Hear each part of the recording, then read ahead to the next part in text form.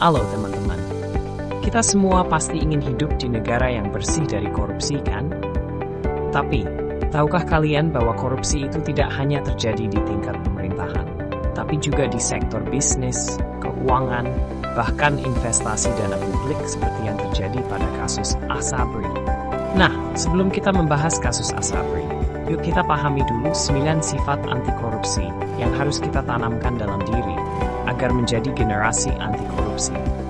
9 sifat ini adalah pedoman penting agar kita tidak terjebak dalam tindakan korupsi. 1. Jujur. Selalu berkata dan bertindak dengan benar, tidak memanipulasi fakta. 2. Peduli. Peka terhadap kejanggalan di sekitar kita dan berani bersuara. 3. Mandiri. Tidak tergoda ikut-ikutan tindakan korupsi meski banyak yang melakukannya. 4. Disiplin. Menaati aturan dan tidak mencari celah untuk keuntungan pribadi. 5. Tanggung jawab menjalankan tugas dengan baik dan siap menerima konsekuensi. 6. Kerja keras. Menghasilkan sesuatu dengan usaha, bukan dengan cara curang. 7. Sederhana. Tidak hidup berlebihan atau tergoda untuk mencari jalan pintas, kaya mendadak. 8. Berani melawan korupsi meski harus menghadapi risiko. 9. Adil. Tidak memihak yang salah hanya karena ada keuntungan pribadi. Jika kita semua menerapkan 9 sifat ini, maka kita bisa membentuk generasi yang lebih bersih dan berintegritas. Tapi, bagaimana ini semua berkaitan dengan kasus Asabri? Mari kita bahas. Kasus Asabri adalah contoh nyata bagaimana korupsi bisa menghancurkan keuangan negara dan merugikan banyak orang. Singkatnya, dana investasi Asabri yang seharusnya digunakan untuk kesejahteraan pensiunan TNI Polri malah disalahgunakan oleh oknum pejabat dan pihak luar. Mereka memanipulasi harga saham, menjual dan membeli saham secara tidak wajar, melakukan investasi tanpa analisis yang benar, memalsukan laporan keuangan.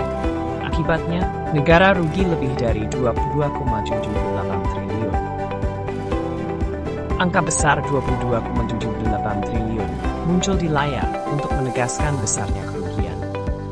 Kerugian sebesar itu seharusnya bisa digunakan untuk membangun rumah sakit, sekolah, atau infrastruktur yang bermanfaat bagi masyarakat.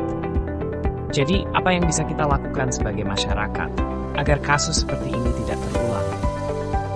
Meskipun kita bukan pejabat atau investor, kita tetap bisa berperan dalam mencegah kasus serupa dengan cara berikut. 1. Pahami hak dan kewajiban kita sebagai warga negara.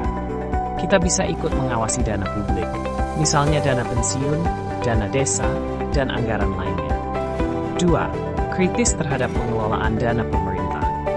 Jika ada investasi atau program yang tidak transparan, jangan ragu untuk bertanya dan mencari informasi lebih lanjut. 3. Dukung transparansi dan akuntabilitas.